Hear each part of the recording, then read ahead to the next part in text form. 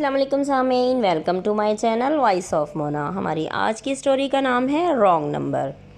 ماہین کی آواز بہت پیاری تھی۔ اس کی شادی کو 2 سال ہو چکے تھے، ابھی تک اولاد نہیں ہوئی تھی۔ ساس بہت تنگ کرتی، اٹھتی بیٹھتی باتیں سناتی، میاں چپ رہتا، وہ کچھ نہیں کہتا تھا۔ کوئی بات نہیں، ماں ہے۔ وہ بہت پریشان تھی، ساس نے زندگی حرام کر رکھی تھی اور شوہر ساتھ نہیں دیتا تھا، وہ میکے میں بھی نہیں جانے دیتا تھا۔ سارا دن گھر سنبھالتی۔ ماں نے موبائل لا کے دیا کہ میری بیٹی کو مجھ سے رابطہ رکھنے دو، میں اس سے بات تو کر سکوں۔ ساس نے کافی شور مچایا۔ ماہین کی ماں نے کہا میں اپنی بیٹی کو ساتھ لے جا رہی ہوں۔ پھر وہ لوگ مان گئے، فون رکھنے کی اجازت دے دی کیونکہ گھر کا کام کرنے والا کوئی نہیں تھا، وہ نوکر تھی ان کے لیے۔ اب وہ ماں سے بات کر لیتی تھی۔ ایک دن کسی کی کال آئی، پتہ نہیں وہ کون تھا۔ ماہین نے کال اٹینڈ کی، اسے بات کی، سلام کا جواب دیا اور پوچھا آپ کو کس سے بات کرنی ہے، تو وہ بولا آپ سے۔ ماہین نے رانگ نمبر کہہ کر فون بند کر دیا۔ پھر دوبارہ کال آ گئی۔ ماہین نے کہا آپ برائے مہربانی مجھے پریشان نہیں کریں، میں پہلے ہی زندگی سے تنگ ہوں، لیکن وہ اس کی آواز پہ فدا ہو چکا تھا۔ وہ بار بار کال کرتا، ماہین کبھی فون بند کر دیتی، کبھی اٹینڈ کر لیتی۔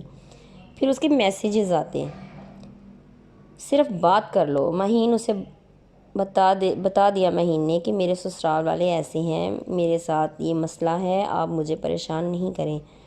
وہ اس کے سارے حالات جان چکا تھا۔ اس نے ماہین سے کہا تم پریشان نہیں ہو، میں تمہارا ساتھ دوں گا۔ اس کا نام مبشر تھا، وہ کسی یونیورسٹی کا اسٹوڈنٹ تھا اور اس کی ساری فیملی باہر سیٹل تھی۔ وہ بار بار ماہین کو ملنے کے لیے کہتا، ماہین انکار کر دیتی۔ ایک دن ماہین کی ساس نے اسے باتیں کرتے سن لیا۔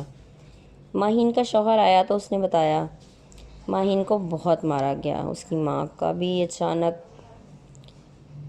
کی ماں اچانک ہی آ گئی۔ ماہین کی حالت بہت خراب تھی۔ ماں اسے لے گئی، ہسپتال دکھایا، دماد پر پرچہ کروا دیا، اسے پولیس لے گئی۔ ماہین نے بولا مجھے اس کے ساتھ نہیں رہنا۔ ماں نے بولا میں بھیجتی بھی نہیں تمہیں اب۔ پھر ماہین کو طلاق دلوا دی گئی۔ ماہین نے ماں کو مبشر کے بارے میں بتایا۔ ماں نے بولا بلاؤ اسے گھر۔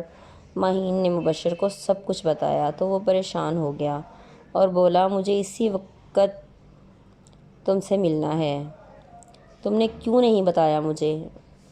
ماہین نے اسے ایڈریس دیا اور گھر ہی بلا لیا، وہ فوراً ہی آ گیا۔ وہ اچھی خاصی شخصیت کا مالک تھا، وہ ماہین سے مل کر خوش تھا۔ اس نے اس کی امی سے بھی اچھی طرح بات کی اور بولا مجھے ماہین سے شادی کرنی ہے۔ انہوں نے بولا ٹھیک ہے، میں سب سے بات کر لوں پھر بتاتی ہوں۔ مبشر نے کہا میں اسے خوش رکھوں گا، آپ فکر نہیں کریں۔ پھر ان کی شادی ہو گئی۔ ماہین مبشر کے ساتھ لندن چلی گئی، وہ آتی جاتی ہے اور سب سے ملتی بھی ہے۔ اب وہ اپنے گھر بہت خوش ہے۔ جیتے رہیے، خوش رہیے۔ ملتے ہیں اگلی کہانی کے ساتھ۔